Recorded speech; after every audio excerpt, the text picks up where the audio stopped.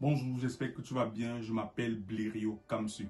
Bienvenue sur ce canal. Ici, nous parlons des études en Russie et du marketing digital. Si le marketing t'intéresse, abonne-toi pour ne manquer aucun contenu de qualité comme celui-ci. Pour tous ceux qui retardent encore le pas, les admissions pour les études en Russie ont bel et bien débuté. Contactez-nous maintenant pour bénéficier d'une procédure de qualité à moins coût. Je dis bien à moins coût. Aussi, vous avez la possibilité pour tous ceux qui sont au Cameroun de payer après obtention de visa. Vous avez bien compris. Payer après obtention. Ça veut dire que nous sommes là pour faire uniquement des choses sérieuses, pas de la blague. Vous pensez comprendre? Donc, rendez-vous rapidement dans l'une de nos agences au Cameroun, à Yaoundé, à Douala et à Bafoussam. Donc, nous payons le temps. Allez-y rapidement. On va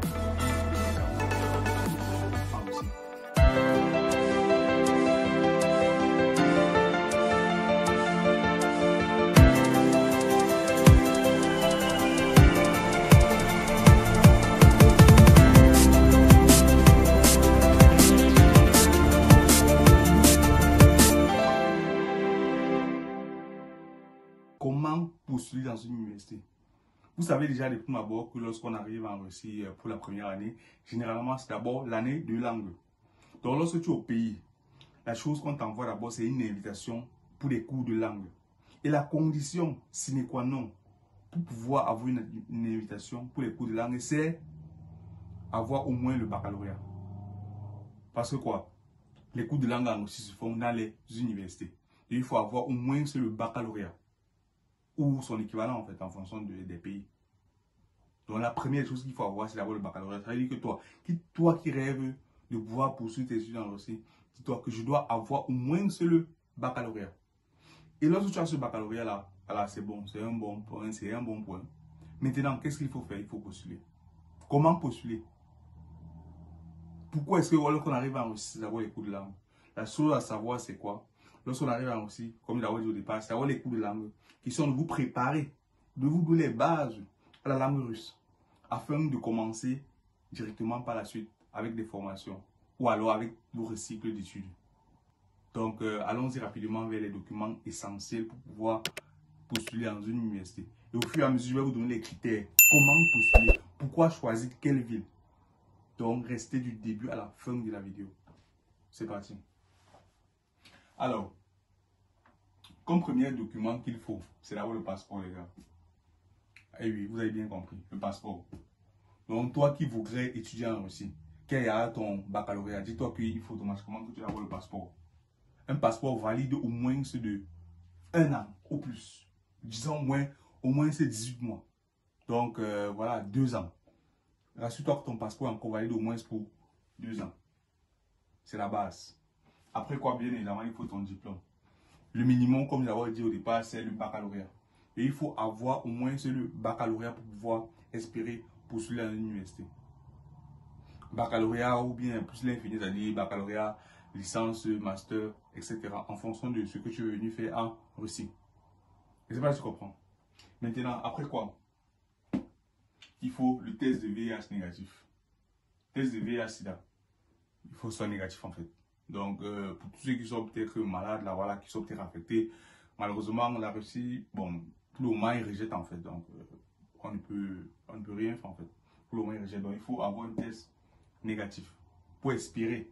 Voilà les 3 premiers critères pour dire, ok, je peux avoir une admission pour les études en Russie. Quand les 3 critères sont remplis, maintenant, il faut chercher l'université. Quelle est l'université qui va m'admettre en fait?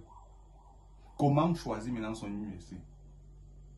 Parce que dites-vous que quand vous arrivez, c'est les cours de langue. Et maintenant, d'une ville à l'autre, c'est beaucoup plus cher. Il faut d'abord savoir ça. Je pense qu'il y a fait une vidéo précédente où j'ai bien expliqué cela. Pourquoi est-ce que c'est cher d'une ville à l'autre? Parce que le coût de vie dans les grandes villes sont beaucoup plus élevés. Du coup, la scolarité aussi est élevée en fait. Mais la formation reste la même. La formation reste la même. Donc, pour tous ceux qui veulent arriver en Russie, là, je vous conseille de choisir d'avoir des petites villes. Pour ceux qui n'ont pas un grand budget en fait. Ceux qui viennent des familles modestes et tout ça. Prenez des petites villes. Prenez d'abord des petites villes. Rassurez-vous que vous avez une invitation dans des petites villes. Et aussi dans des universités d'État. Ça c'est un point important. Dans les universités d'État. Parce que lorsque vous avez les admissions dans les universités privées, là les gars, c'est pas souvent très top. Pas très top parce que ça ça va vous rattraper. Je ne sais pas si vous comprenez. Donc rassurez-vous que la personne qui vous accompagne, ou bien vous pouvez alors passer par nous, ben, on va vous accompagner à vous trouver des admissions dans les universités déjà. Je ne sais pas si vous comprenez. Et comme j'ai bien dit, c'est gratuit, c'est pratiquement gratuit.